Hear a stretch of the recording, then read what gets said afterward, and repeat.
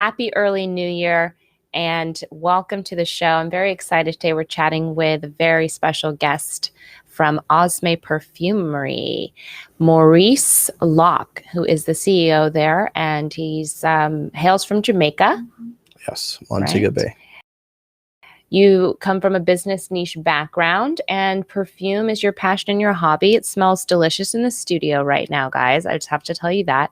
So we're going to chat a little bit about what prompted you to open up your business here in South Florida, all the great things you've been doing, of course, how COVID has affected you.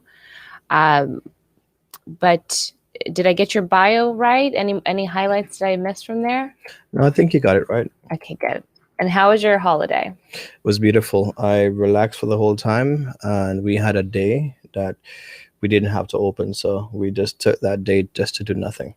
Nice. And do you guys have any kids? Did you have to do the whole Santa thing?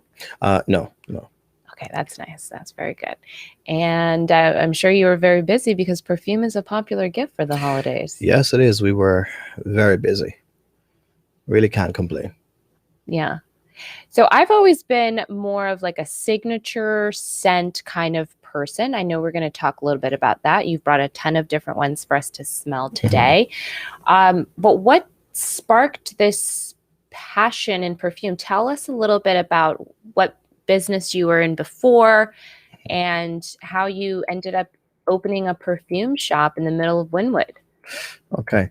So my first businesses here in Miami was called mbexquisitejewelry.com. So while it was a successful business, it wasn't a passion. It was something that I found a little niche for and wanted to explore, if we could actually make a little bit of money by doing it, but it wasn't a love. So it was pretty much selling engagement rings.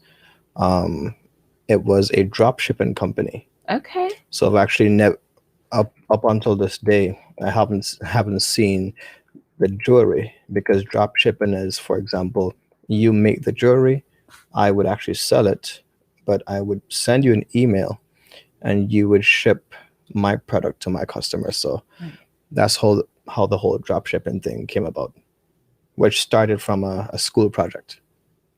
Okay, that's very cool. So it actually worked out for a couple of years. And then what made you switch over to the perfumes? So when I switched from that company, then we went and we did something called thehousedecorator.com, which was selling house decor. Okay. Again, it was a successful business, but it wasn't something that was a passion. So all this time, my hobby in perfumes were I was collecting a whole bunch of stuff. And one day, me and my girlfriend we were at this perfumery in New York. And I was, telling the gentleman that I want something unique. So he was like, look, you're not going to get that here. You have to go to this specific perfume shop, which we did. And when I went, my eyes were open to niche perfumes. So at the time, I used to wear the Dolce & Gabbanas, the Gucci's, all that stuff. Yeah. But I didn't really understand what niche was. So a niche perfume company is a company that they don't make anything else but perfume. So while you have your Gucci's and your Pradas and your Yves Saint Laurents, which they make perfume as an extension of their portfolio, but they're not an expert in making that particular product. And as a matter of fact, those big companies would go to some of the smaller companies and actually hire the perfumer behind their products, behind the niche products, to make a dumbed down version that they would actually mass market. So niche is a whole different game. Yeah. And so in your store, you have a variety of perfumes in price range. It's not like just because you don't go with Gucci or like one of the ones you've heard of, you have to spend an outrageous amount. Sure, yes, you've got the finest of the finest. Yep. Yes. But people can go into your store and get something as well, reasonably priced, that's still very unique. True. We have travel sets for like $58. We have a few 30 ml bottles for like $40. Mm-hmm. We have bottles for 100, which is the same that you would actually pay for a Gucci or Prada. But what really differentiates the niche and indie perfumes that we sell from the typical is they have more oils. So the typical Gucci or Prada might have from 3% oils to maybe 12% oils. Whereas what we sell in the store, most of what we carry start from around 20% and it goes to 44. So it lasts a lot longer on your skin. Yeah. Better blended, more natural, less synthetics. Yeah. And a lot of the brands do have like a very rich history. Just this one right here is called Eight and Bob.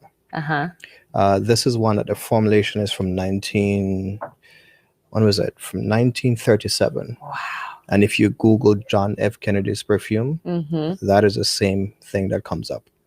So these perfumes have a long, rich history that I think, everyone should try to identify with something that they truly love. So not just go with what the trend is, Yeah. because perfumes are separated into different genres. You have woody oriental, gourmand, frigere, chypre, all these different funky names that if you were drinking liquor, not everyone likes rum, not everyone likes vodka, not everyone likes bourbon. Mm-hmm.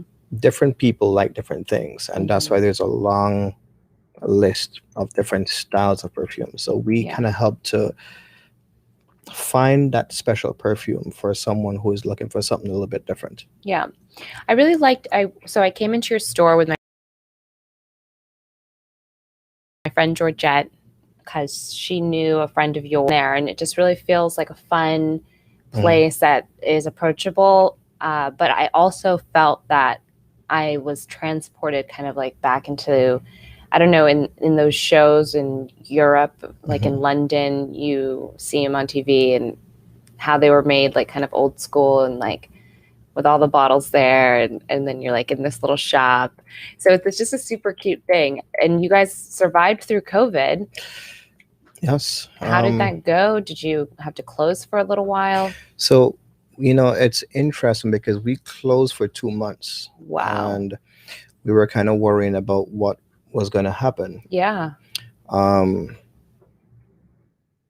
But because people were bored at home and there was, I guess at the time, not a lot to do, we started to get like all these orders online. Okay. Great.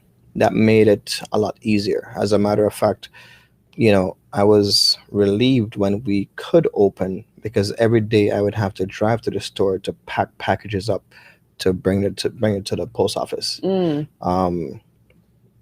Our business actually went up maybe by 25% during COVID. So we really have to give thanks for that. Yeah. That's great. Yeah, because so many businesses closed in Wynwood. I drive around, it's like boarded up. The graffiti artists have really taken over all of the murals. It's an interesting little transformation that's going on there. And I wondered whether maybe the landlord of that particular retail space, because all of the shops seem to survive there, thankfully. Maybe I was like, oh, maybe they did something special for the shop owners or something. Well, they kind of did. They did? Okay, great. Good to know. They gave us a break on the rent. Fantastic. And some businesses did not get that break. No, and they that did break not. It can make or break you. Absolutely. So 100%. The owners of Wynwood Arcade did a good thing. They gave us a little pass. Shout out to Wynwood Arcade. Thank you for keeping, because that was salty donuts in there. Oh yeah. And one of our very first rooftop locations is located in that shopping center too. Oh yeah. We got to keep that thing going. Of course. So let's talk a little bit about finding that or straying away from a signature scent. I've always been kind of like a signature scent kind of girl. I always wear the one perfume. But I like kind of your perspective on it, where every scent has a different purpose and will draw out things. You were explaining different characteristics from people that you're around as well. So when you have a business meeting, you should have a particular scent. When you're going on a date, particular scent. If you're going out for a fun, airy day, different scent than daytime, nighttime, all this stuff. And it really kind of completes your outfit to have these different scents. So talk through a little bit about some of these key things that we should know. So if you're just going to hang out with the girls, and it's something very casual, you wouldn't put on a scent that's formal. You'd put on something that's fun, playful. If you're going out at night, you would wear deeper, I guess you'd wear some ambers, you would wear something heavier, so that it could actually cut through what everyone else is wearing. Citruses is something that is light and uplifting, so you would wear that more casual, whereas the deeper scents like the ambers, the labdanums, the patchoulis, those are going to be more night out perfumes. When it comes onto your perfume, you're supposed to choose them based on how you feel. It's an extension of your personality. So if you're feeling sexy, you might put on something that makes you feel sexy. If you feel playful, you might put on something fruity. If you are having a business meeting, you wouldn't want to put on something that's fruity and playful. You want to put on a serious scent that's gonna like make the message that you're trying to bring across more believable. So you change your perfume based on where you're going, based on what you're doing, your mood, the situation. The old way is to have one perfume, and that is because back then people could only afford to buy one, and that trend kind of continued for a while. But for me, I choose based on my mood, and you're not going to feel the same way all the time. So when did perfumes begin? Like the history, how far back does it go? When did people start using scents as a way to... Oh man, that is, as from my knowledge, it goes back to the 16th century. So it goes back very far. Do you remember back in history when they had, what do you call it?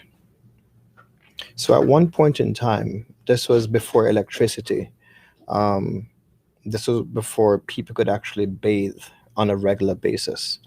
What they would actually do is they would take this animal, which has some musk glands, and they would actually take that musk oil, mix it with flower rose petals, and combine it to make a perfume. And they would actually use that to hide the fact that you haven't taken a shower in a week.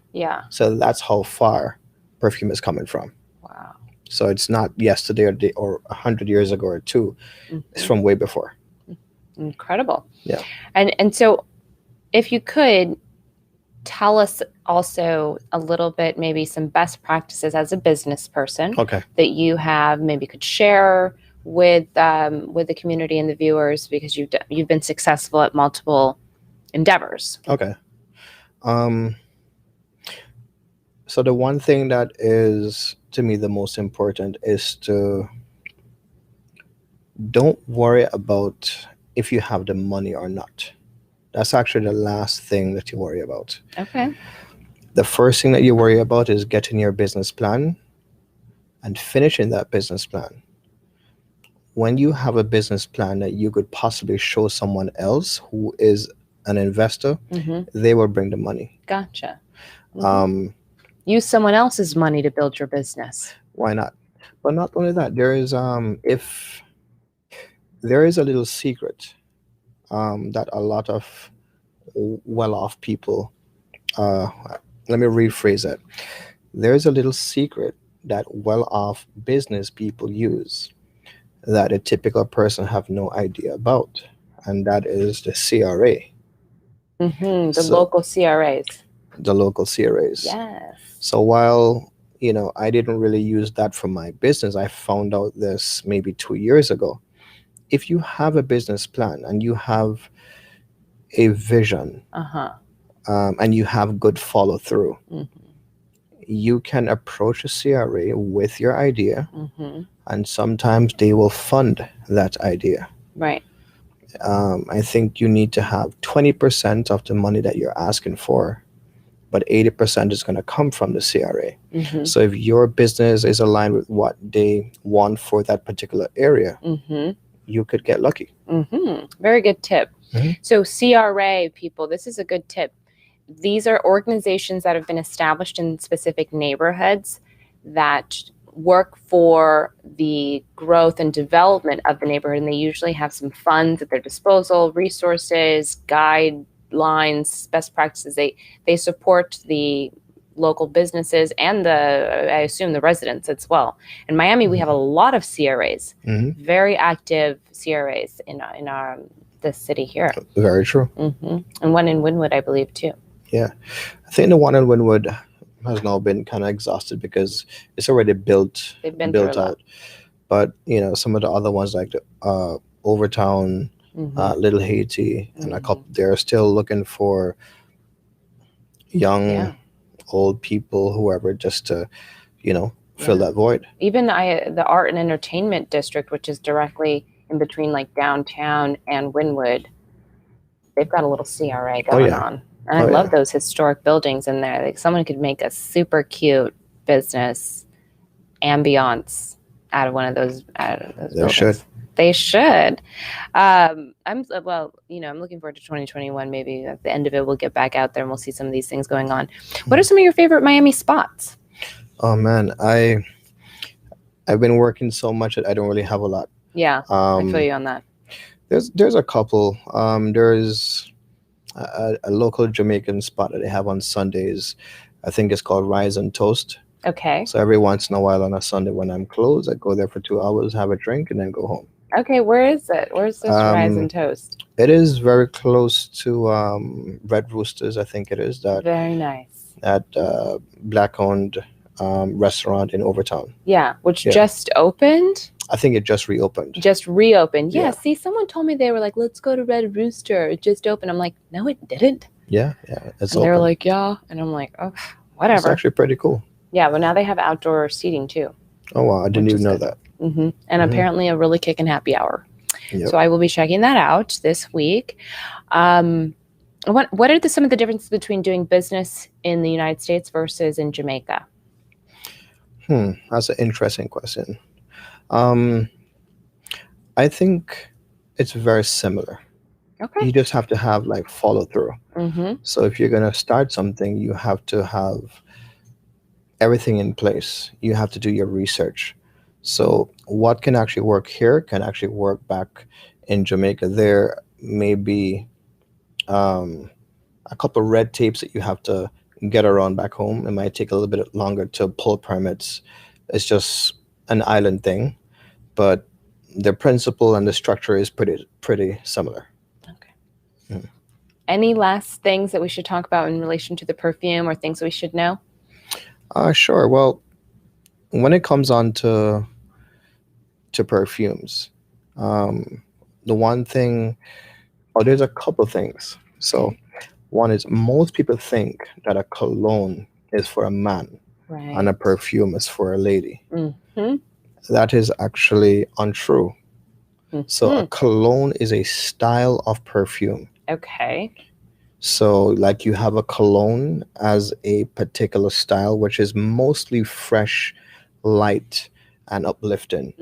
Or gourmand is something that's sweet, almost edible in smell. So the cologne, getting back to the cologne, so cologne is more fresh and uplifting, and it is just one in a line of different styles or different genres of perfume. Okay, interesting. I didn't know. So perfume that. Pretty much covers everything, and a cologne is just one of those. Right, that's why you've been saying like John F. Kennedy's perfume. Exactly. Because he was actually wearing a perfume. It wasn't necessarily only for a man. No. And a lot of your stuff is unisex. Yes, because when it comes to real perfumes, it's the skin. So, for example, if you put on something and I put on the same exact thing, Right. it will be different because I'm a man and you're a woman. So it will be more, because of your chemistry, it will smell feminine. Because of my chemistry, it will smell masculine. Very interesting. I would love to explore and learn more about that, just because of all of the talk around, gender these days. It's a very interesting thing to kind of maybe dig into. Yeah, it's very interesting. It's something that you have to try it for yourself to really believe it. So, sometimes I see this pink bottle here. Yeah, I love that one. That's the lychee one, right? Yeah. It smells great. So this particular perfume I sprayed on myself when I went out to an event, and all my friends were like, "Man, you smell amazing. What are you wearing?" This is a pink bottle that is primarily bought by women, but it has musk and it also has patchouli. And because it has those two notes that's in it, those shine on my skin. Those are notes that works with a man chemistry very well. It will always be a fruity perfume, but it is 100% unisex. It smells so good, guys. It's very, very tasty smelling. That's the lychee inside of it. That's a lychee. This is closer to a gourmand perfume. What is one of the most popular perfumes you have in your store? Did you bring that one? I would say this one. The presidential one. Yeah. So this is something that, if I didn't tell you that this was from the 1930s.